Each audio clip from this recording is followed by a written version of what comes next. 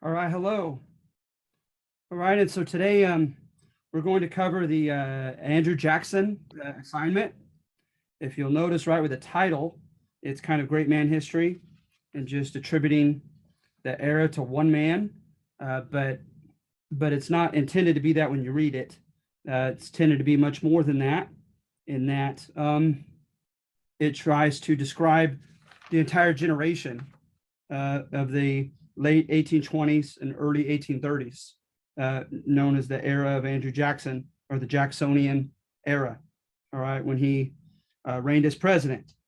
So at any rate, when we look at it, you probably have received court history as a child with Andrew Jackson, hearing stories of his military prowess, his courage, his humble beginnings, his toppling of the establishment of our own so-called, aristocracy in our political realm, and it being the age of the common man, as they said when we were young.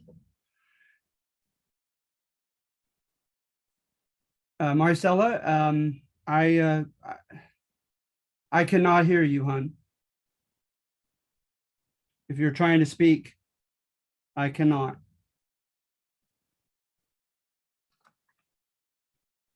But I'm glad you're here. So continue to try if you can.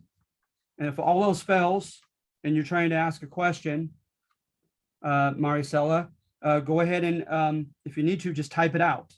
All right. I know that's not ideal. It'd be better if you could speak out loud, but something's better than nothing, right? And so I'd love to hear what you have to say one way or another. So let's see here. So going on to this is then when you look at revisionist historiography, right, with a historian saying, no, I don't really like that court image. I think that's very simplistic, fictitious, right? Let's get something more accurate, they might say. They look at things like the elitism of Andrew Jackson and some of the other political leaders of his time period, how they saw themselves as a cut above, different from, better than their commoner contemporaries, right? That they identified with in their campaigns, but yet they really didn't equate themselves with, right? And thought themselves as much better than. And so with that type of revisionist historical interpretation is they look at evidence of it not being truly as democratic as they contend that it was, right? As far as the chances for the average citizen to actually participate in government. And then after the civil rights movement, people would go a step further than that and say, okay, if you think that the average white man was somewhat marginalized from the political process, how much more were Native Americans, African Americans, Hispanics, women, not only marginalized, right, kicked to the corner, but discriminated against, right, mistreated, and so forth. And so when you look at that, I think that it's interesting that a common primary source to look at both of these, revisionist and court history can be found in a primary source that is questionable and just how, credible and weighty his testimony should be considered. But yet he wrote a lot about this generation, and the book itself is a classic. It's a fascinating read, and that is Alexei de Tocqueville and his book called Democracy in America. A very, very interesting book. So he traveled to like 5 states throughout the Union, So, which is not in and of itself that impressive, right? And he made observations about the Americans as a French, you know, tourist, if you will. I say tourist, but I just mean he wasn't a permanent immigrant from France. He came to study our penitentiary system. And instead of writing extensively on our prisons, through his observations from a European vantage point, he instead was enamored with, I don't know about enamored with, but he was just intrigued, right? He was intrigued by American people and American customs, American culture, and American government. So at any rate, going back to him, you see the roots of both court history and revisionist history, right? Both for and against Andrew Jackson and then leaders of the late 1820s and the early 1830s of the United States history. So firstly, right, he's most famous for starting off his book by saying that, you know, the most just easily observable fact and just salient that just stood out to him was the relative equality of condition amongst Americans. He was just very impressed by the fact that we didn't have the same great disparity of wealth found back in his mother country of France, where you had a small minority, you know, contingent of the population owning most of the land, most of the wealth, most of the means to wealth, etc.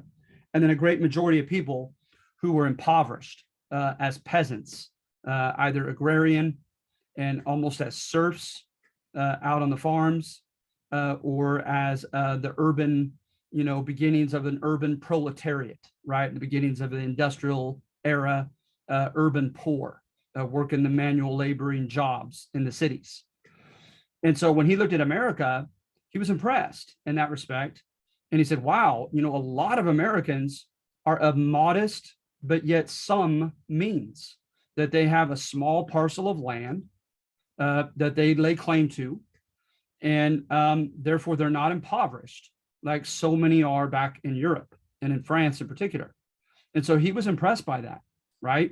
But he said that it was part and parcel of everything else, that, you know, you can't separate economic realities from other facets of life. Is for one, like with the culture and people's behavior, etc., that there was a much more egalitarian value system and outlook in America than was found back in Europe. He said, you know, that there's a famous story of a French count who comes into a frontier establishment in the U.S., you know, around, let's say, you know, Kentucky, Tennessee would be typical of the opening of the Trans-Appalachian states. And he basically stepped on the foot of a common American. And they had some words in exchange. And the common American in this famous anecdote, or the French aristocrat tells the common American, right, basically, don't you know who I am? I reign from this region back in France. I'm worth this much money. You ought to be impressed by that, basically. And to which the American responds by basically spitting tobacco on his foot and says, that might mean something back in France, but it doesn't mean anything here in the States. And steps ahead of the French guy into the establishment. And so he said, you had that type of, that sense of entitlement amongst Americans that he found just fascinating and so anomalous, so out of the ordinary from compared to back in Europe, mainland Europe. And he said, just the average American expects to be just as important and just as successful as any other American. That every American, he said, is just constantly trying to better himself and expecting to do such, right? But when I say common American, I'm talking basically about white males, right? Poor white males. Because remember, at the time of the founding fathers, citizenship was left up to the states. And it was the idea of a notion going back into British Isles, in their political tradition that someone who doesn't own land, property, doesn't have a vested interest in the government succeeding or failing. And for that and other reasons, they contend that non-property owners are not trustworthy and not worthy of citizenship. And that changed, right, in the early 1820s. And so from the time of Andrew Jackson now, the common poor white man has a voice in government and has the civic rights that are afforded Americans in the Constitution and Bill of Rights, right? State after state granted such. But notice what we're not mentioning, again, Native Americans, Hispanics, African Americans, women, okay, excluded from such. And so, yes, technically, relative to before, relatively, the franchise, those considered citizens, broadened, right, socioeconomically in the 1820s to include non-property owning poor white men. But it goes further than that, right? Is that in addition to that, is you get primary source information that attests that the common poor white citizens greatly participated in electoral politics. They had a lot of pageantry back then as well as now, but in some cases they said even more so back then. Fireworks, parades, costumes, musical concerts, those types of things. They actually offered alcoholic drinks and food to their voters on election day, et cetera, et cetera. And so you have primary source information that indicates these poor white men were going in droves to participate in voting, if nothing else, voting. And then in addition to that, you have the nomination of candidates become democratized as well. And that is used to have in the different legislative bodies, the state legislators, Congress at the national level, they would have a self-appointed group called a caucus, C-A-U-C-U-S, that would decide who was going to run for office at any given level.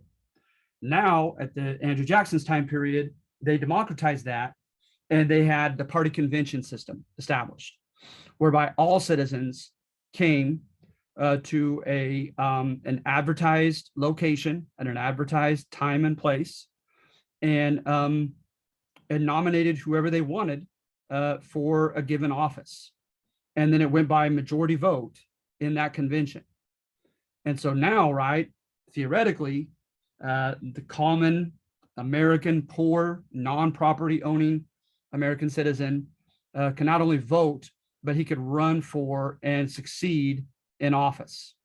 Okay. And so that was democratized as well at this time. But also was democratized was the electoral college. The electoral college was not changed fundamentally in that we still have electoral system today, right? But the electoral points don't go from an actual electoral voter, but go by popular vote, right? And the electoral points are supposedly connected to how many House reps you have, one for every 30,000 civilians, plus senators. And so now you had the direct election of electoral points. Still the electoral college system, so whereby you could still lose, you could still win the majority and lose in electoral points, as you still can today. But at least it wasn't up to electors themselves, right? 40 something for California, et cetera, but actual just popular vote. So that was democratized as well. A lot of judge positions at the local levels became elected. That was very, very concerning to conservatives, right? And I'm going to get back to that as to why. But a lot of judge positions now at the local level became elective. And so there were some democratizing trends that happened in Andrew Jackson's time period. Then also the culture, right, is instead of running for office right? They called it the log cabin campaigns.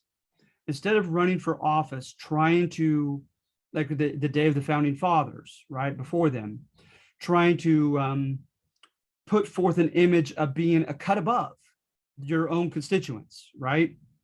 I think of it like with professional athletes or something of such, whereby right that they can democratically vote for an all-star team in soccer, baseball, etc. Right, but they want to elect someone who is in better shape and more athletic and more athletically gifted and skilled than they are as voters, right? And likewise with the founding fathers, they called themselves, like Alexander Hamilton, the better sort, right? That, and I mentioned that before with a conservative argument, that everyone ought to be equal as far as rights and opportunities, right, under the law, but not everyone is equal in talent. And so hence, this somewhat changed during Andrew Jackson's period, whereby instead of trying to present yourself as a cut above your own constituents, you try to closely identify yourself with your constituents by claiming you are just one of them, someone with whom they can identify, right? This could not have been more auspicious or lucky for Andrew Jackson, because Andrew Jackson, first of all, was of Scots-Irish descent, and the Scots-Irish were seen as rebellious, very poor and impoverished, and marginalized by the British Crown. When they came in during the Revolutionary War in droves, a lot of them went in through the Appalachian Gap, the Cumberland Gap, or the Appalachian Mountains, into present-day Tennessee and Kentucky.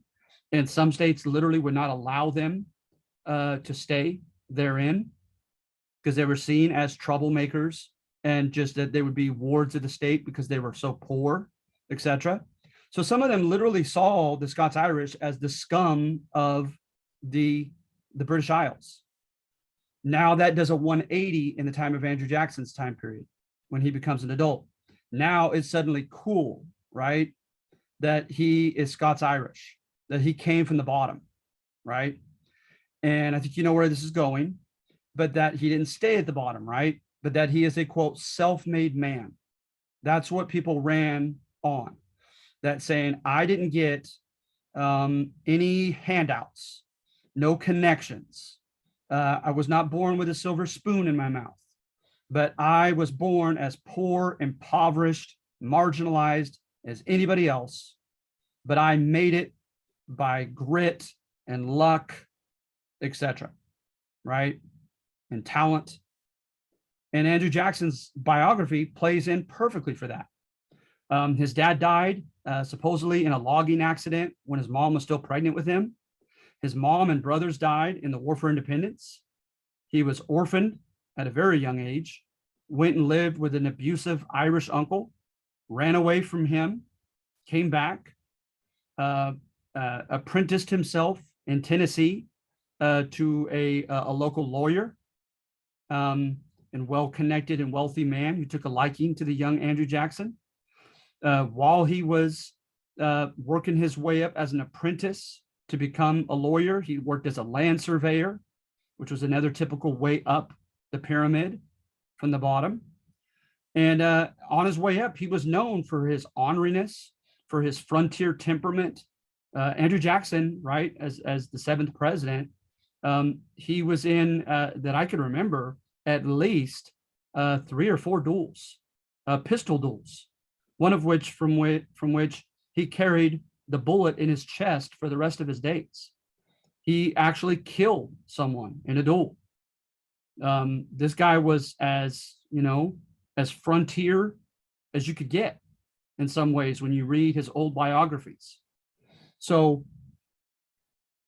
the offices just fell to him once he started running for office, because he was the poster child for that generation's frontier self-made man, right?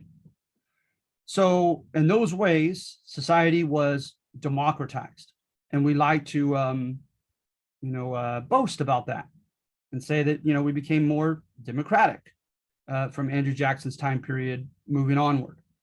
Kind of Whig history, right? WHIG, the idea that our republic, that we established has become more and more democratic and egalitarian, slowly in increments over time, over generations. So that's what they say here, that this was a positive, progressive stage of change and improvement in our republic. But on number one, it's the only number one. It's the only number, actually. I don't know why I put section number one. But as you could tell and infer from the title, democracy, be careful what you wish for. There's a downside to that, right? And of course, this ends up being revisionist history, this section that I'm asking you to analyze and evaluate. So for one, right, is that some people contend that the politicians were really manipulating the common people, that they, like think of today, a guy with, perhaps a lot of wealth, some Wall Street background, although that doesn't apply to Andrew Jackson again, because he really was of humble origins, but just someone who puts on a baseball cap, drives a Chevy truck for the cameras, and tells mid-America that he's their man. But when the cameras are off, he eats caviar, he experiences and lives the finer lifestyle, he identifies with the upper echelon of society, et cetera, et cetera. And he's just fooling and manipulating the common people. Well, Andrew Jackson, some people contend, had an air about him, that he clearly did not think of himself, as he became successful and eventually president, as that commoner any longer from Tennessee, that Scots-Irish orphan, but that he had an air about him, that he now was a cut above the rest of his generation. He had made it, while most Americans, while expecting to, according to de Tocqueville's observations here, were not actually making it, right? Kind of like at a casino. Everyone's expecting to win, putting in money in those slots, but not everyone wins. And he was a winner, and he knew it. And he had a sense of elitism about it. A lot of their rallies, they had written speeches, which is no surprise. That's still the case today, right? But in places like France and other areas, presidential candidates sometimes will have no warning whatsoever regarding the questions that will be thrown their direction. And they have like over an hour to address these questions, to speak freely without any type of political script, writers to help them, etc., right? To clearly delineate to the people where they stand on given issues. And that wasn't the case in Andrew Jackson's period, and arguably it's still not in this country. They pre-wrote their speeches. They were very deliberate, looking ahead of time as to whose questions they would address at the rallies. So it gave more of a facade of democracy than reality. And then, yeah, of course, he was for democratic voting of politicians, says Richard Hofstadter, an historian, because he said electoral positions fell to him like ripe fruit from a tree, because he was credible to the people as someone who'd come from the bottom up, and they loved him for it. But another problem with that, right, is that the notion of having a demagogue, right?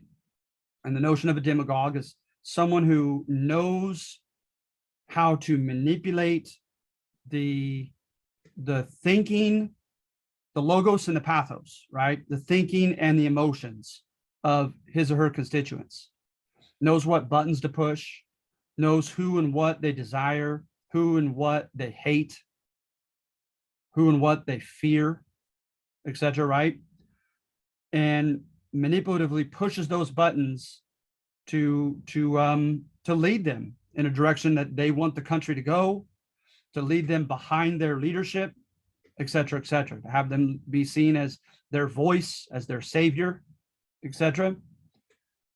And not only would you have the threat of demagogues in a democratic society, but also someone has jokingly stated, democracy can be two wolves and one lamb voting on what's for dinner. And obviously you get that right, is that the two wolves are going to outvote the lamb and elect to eat him or her. And so sometimes, right, the numerical minority gets gobbled up in a democracy. And so Alexis de Tocqueville, he wrote that. He said he was concerned that America was becoming too democratic, that the masses of or the majority could become just as tyrannical, right, just as oppressive as one single monarch could become, right? So he was concerned about that. And then to me, another word that comes up is populism to my head. And to me, populism is the ugly side of democracy. Again, like with a demagogue, when you appeal to the lower, more base motives, intentions, desires of your citizens, and you cater to them. So for instance, right, scapegoat, the phenomenon, I was going to say scapegoatism. I don't know if that's a word, but the phenomenon of developing a scapegoat, right? That's a common phenomenon that falls under populism, racial discrimination, right, etc. Capitalize on popular hatred, fear of a certain demographic, and you ride it for their popularity, for their support, and also if you have an axe to grind, some kind of ulterior motive in wanting to go after that demographic. So that's what Andrew Jackson does, and his justification for it is, hey, it's what the majority of male white citizens want. And that was ultimately his justification, right? It's the will of the majority of poor white citizens. So he goes after the bank and says that it's a plutocratic institution, right? Because again, with populism, there's oftentimes been amongst poor agrarian people a distrust and resentment toward the urban financial class of people, especially the elite of the urban financial class. So the Wall Street guys, so to speak, right? So he went after the bank, and that was a popular thing to do. And that supposedly rescinding all those loans did some major damage, so that it contributed to a deep recession in the late 1830s. He had his wildcat banks, reminds me of the 2008 bubble, lend recklessly to poor white men for buying farms and buying houses, etc.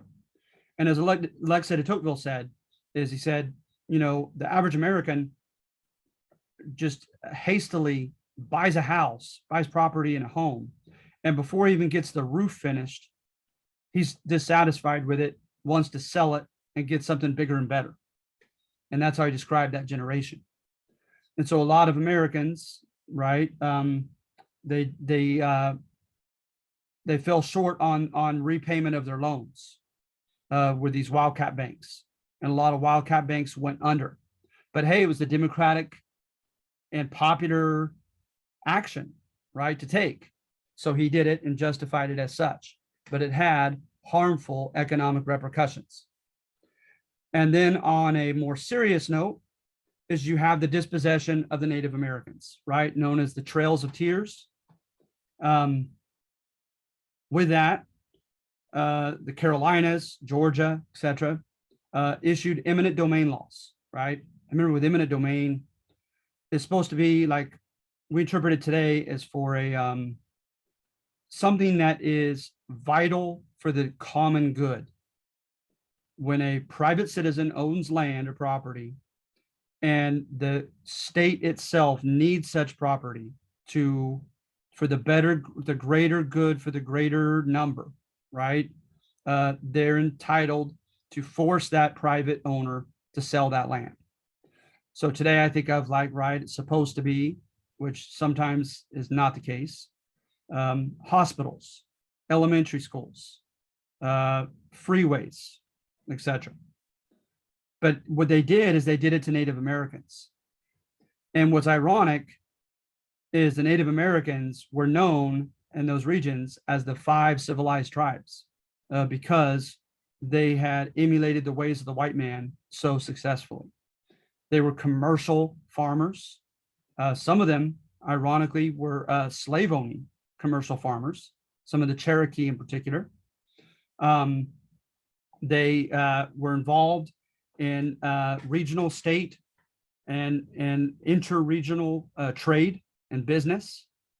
They brought in missionaries to establish schools for their Native American kids. So in every way, right? They were converting them to Christianity, teaching them basic literacy, teaching them skills, vocational skills, and integrating with the economy, etc. But it wasn't good enough, right? There was still this morbid distrust, this resentment, this envy of Native Americans' success in their land in that region of the country. And so they forced by eminent domain laws for them to sell their land back to the state. Well, the Cherokee won in the Supreme Court with William Wirt in the Worcester case. Very simple defense is he appealed to the Supreme Court's conservative stance on federal power, right? As conservatives, many of those who were sitting in the Supreme Court were not about to relinquish federal, national power to mere state power. And that's exactly what he did. Is he said, wait a minute. And he looked at several treaties that were made between the federal government and the Cherokee and other tribes, other 5 civilized tribes, namely the Treaty of New Eshota, ECHOTA. And that granted the land to the Cherokee by the federal government. And he says, so now what you're saying, if these eminent domain laws stand firm, that a mere state law can override a national treaty. And of course, the Supreme Court was not ready to give that up, to abrogate that. So they said, oh no, a federal treaty is more powerful than a mere state law. So therefore, the eminent domain laws are not constitutional. The federal treaty prevails under New Eshota. The Cherokee can keep that land.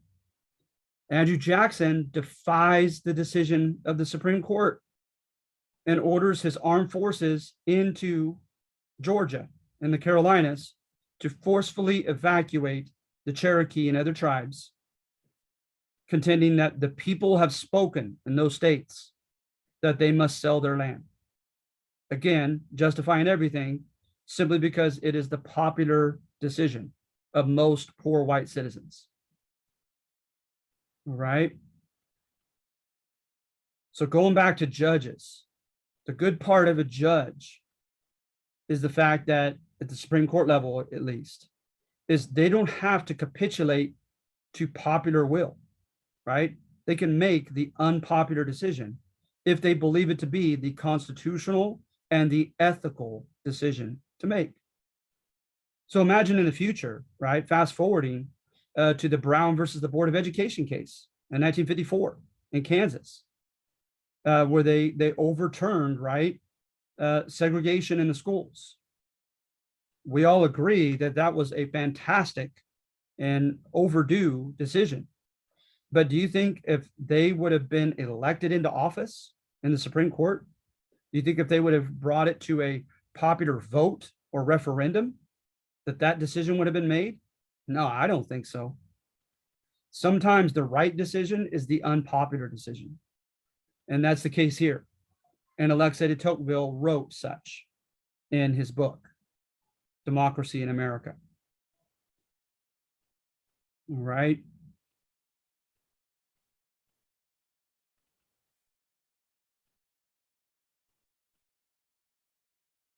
So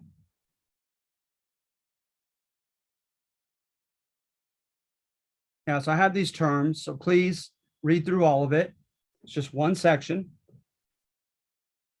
Does anybody have any questions?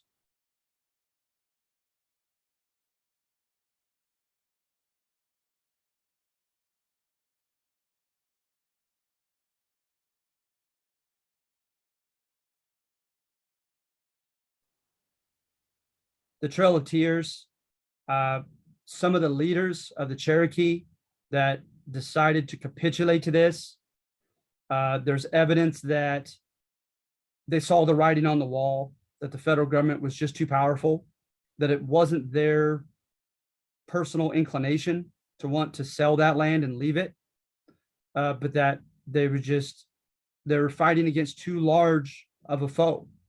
That it was inevitable that they had to capitulate.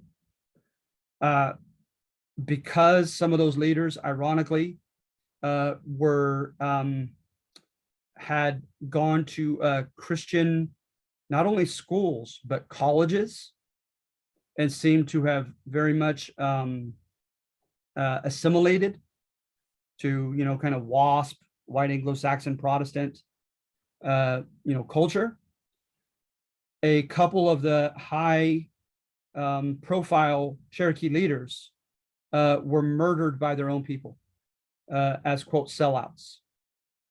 And just, I remember reading on one of them, and it was just such a sad story, because he clearly didn't want to, but he didn't feel as if he had a choice but to sign over to this with the president and move them to present day Oklahoma and Arkansas border.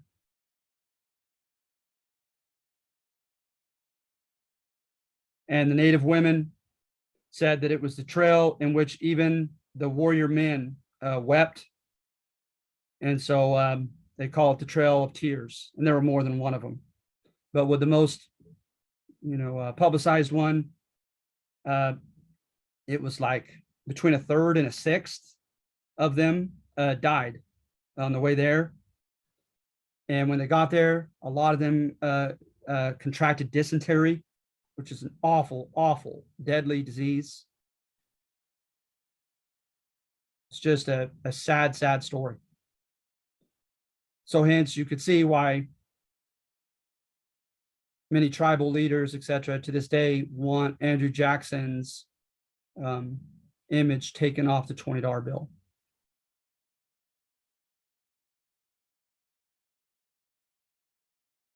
As well as a place called Horseshoe Bend. In his fighting with the Creek tribe, he had them surrounded at Horseshoe Bend prior to the separate from the Trail of Tears episodes, obviously connected to the War of 1812 earlier and the Seminole Wars. So in the 18 teens, and he had them massacred.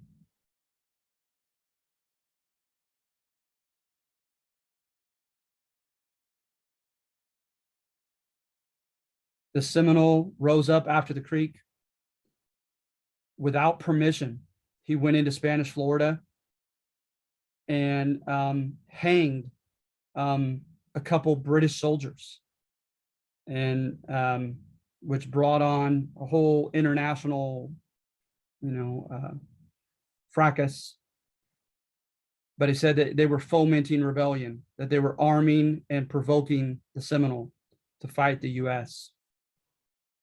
And he ended up being responsible for us taking in 1819 by the Adams-Onis Treaty.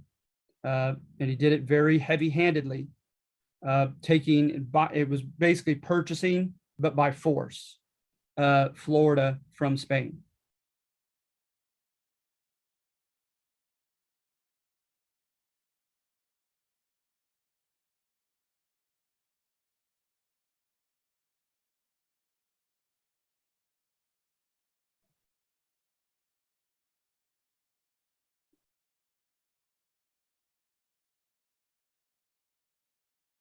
All right, so anybody have any questions?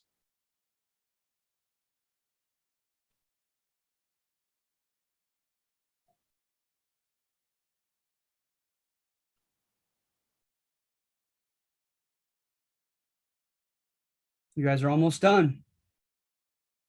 You have antebellum westward expansion, the alleged causes of the Civil War, fighting the Civil War, and Reconstruction. That's all you have left. So you're almost done.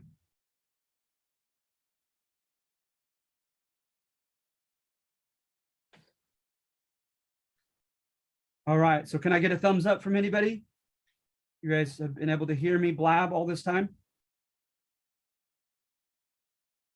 Thank you. Thank you very much. All right, so you sure no one has a question before we leave?